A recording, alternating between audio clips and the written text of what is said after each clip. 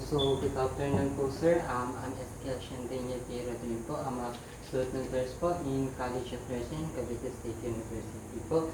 So I want you to, may I get your permission po to cooperate in my video rendering demonstration po? Yes po. So before we start po, before I'm going to explain to the patient what I'm going to do. So sir, we're going to do a assessment po, in abdominal assessment po, so we can get a passive any so we can get if you have any infection po, or we can detect if you have any infection or diseases, or possible any possible early sign of diseases po. So before we start po, are you comfortable na po ba sir po? So after that, we're going to ask the patient if he emptied the bladder po. Sir, nakahihina po ba ngayon? Okay po. So after that, we're going to ask the patient to wear a gown. So assume that the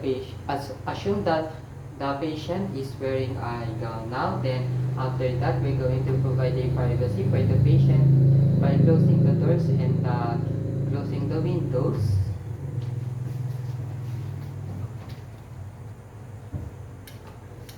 And after that, we can start now for the abdominal assessment.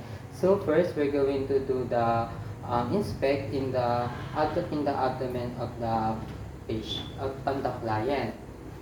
We're now going to inspect for the size, shape, contour, and the size, shape, contour on the abdomen on the patient. So sir, may I touch po?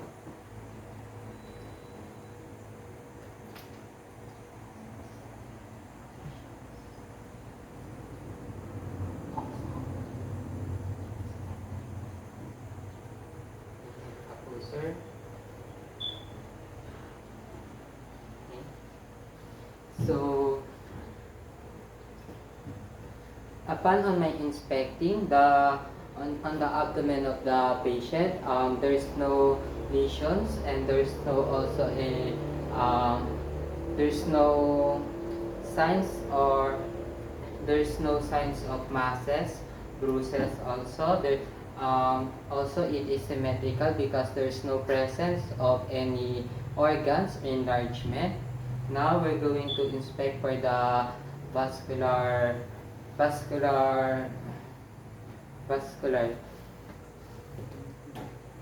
We're now going to inspect in the aortic of the patient.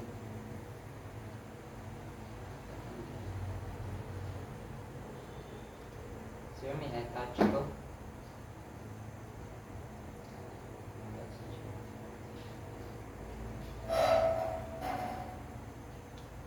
So,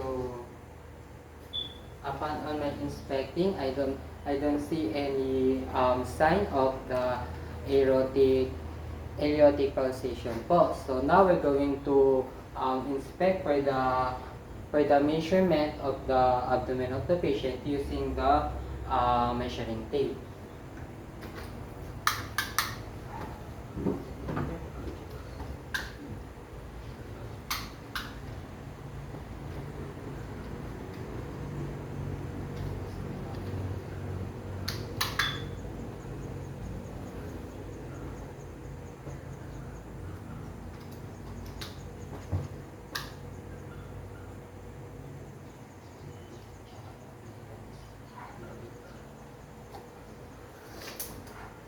So the measurement of the abdominal of the patient is 63 centimeter. Also, the umbilical is in the midline. Now we're going to auscultate the abdomen of the patient on the right lower quadrant first, using our stethoscope.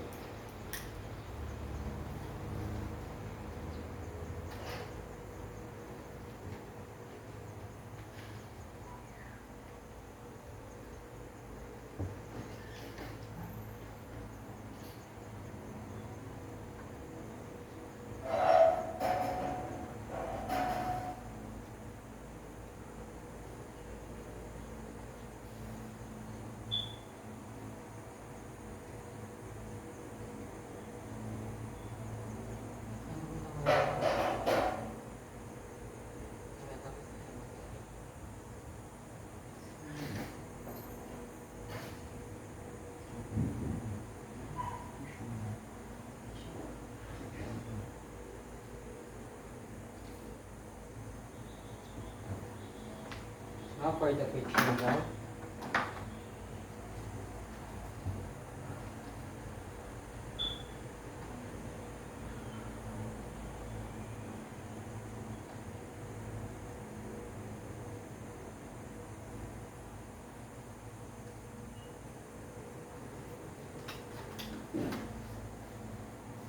So upon on my inspecting and ausculting, there's no presence of vascular sound in the abdomen of the patient. It means there's no bleeding. Now upon on my friction lab, there's no I don't feel any enlargement on the organs. Also, I don't feel any masses on the abdomen of the patient. Now we're going to check and we're going to inspect and palpate the kidney of the patient.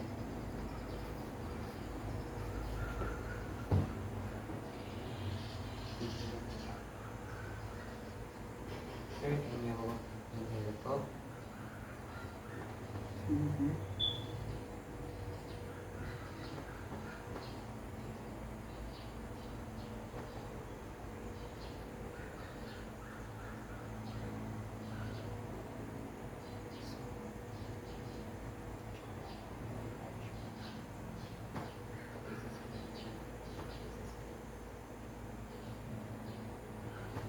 Now, upon on my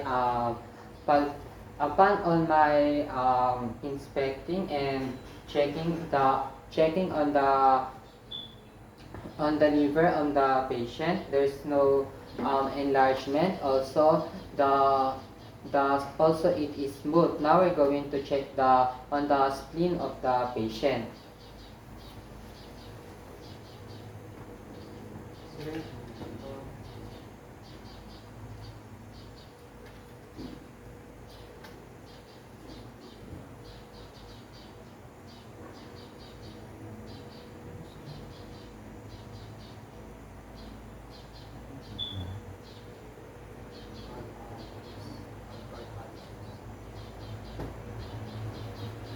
Now, upon on inspecting and palpating the size of the spleen is I don't feel any enlargement also. Now we're going to palpate the 4 quadrants of the abdomen of the patient. So first on the right lower quadrant.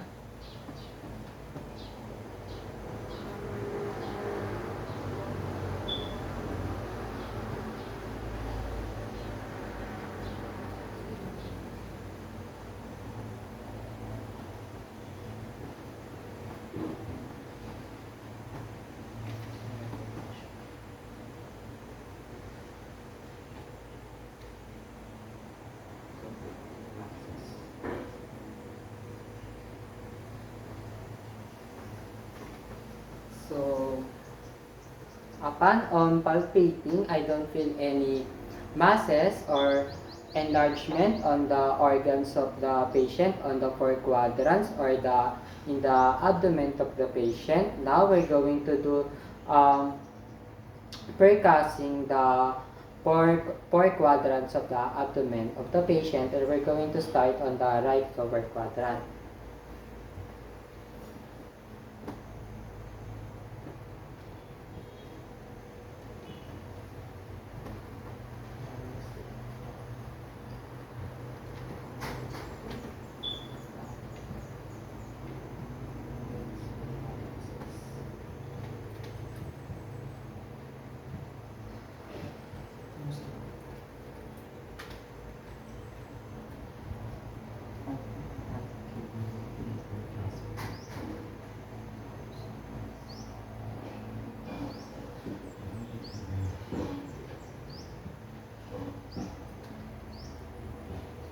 So after percussing on the abdomen of the patient, we're now going to palpate the kidney.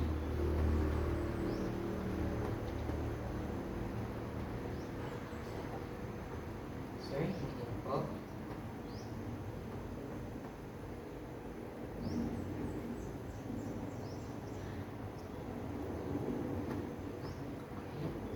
So We're going to palpate also the spleen and the liver.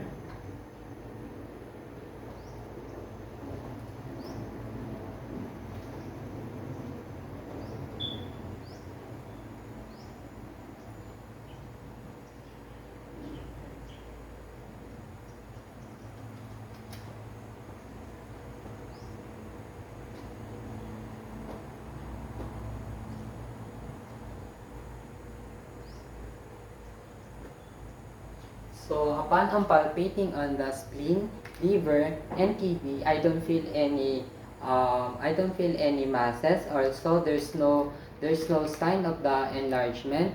Now we're going to palpate and inspect the umbilical of the patient.